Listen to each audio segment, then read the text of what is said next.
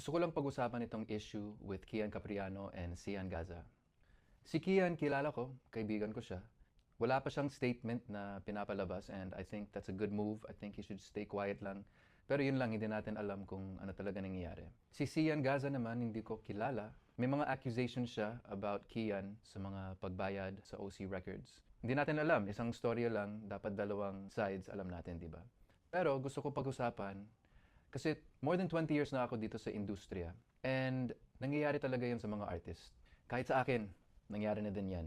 Tayo mga artist, pag bago, pumapasok tayo sa mga record deals, contracts, and minsan hindi natin alam kung anong meron doon nakasulat sa kontrata. Hindi namin talaga naiintindihan.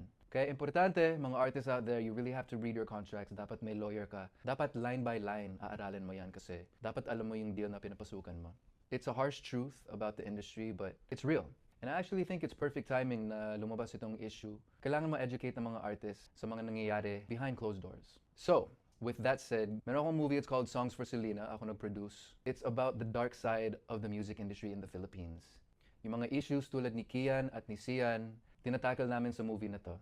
Kaya sana manood kayo. It's based off of true stories. Mga storya ko, mga storya ng mga kaibigan ko. Nangyayari sa kanila ng mga bad business. Minsan, they get taken advantage of. Yung mga pinapasukan nilang mga business deals na hindi nila alam, hindi sila educated. So gusto ko i-invite kayo manood ng aking movie, Songs for Selena. It's coming out March 18th sa mga Ayala Cinemas. And magkakaroon kayo ng opportunity to see a sneak peek kung anong nangyayari behind closed doors minsan sa show business natin. Marami talaga dinadaanan ng mga artists para lang makapasok sa business. Nakikita nyo na lang ang finished product, yung mga concerts, yung album na tapos na, mga music video. Everything looks great, di ba? Minsan, hindi nyo nakikita, hindi nyo alam, super bigat na ang nangyayari sa kanila. Para lang magkaroon sila, kami, ng career.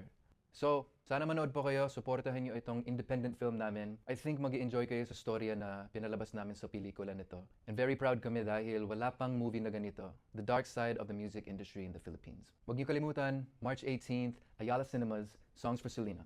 I'll see you in the theater.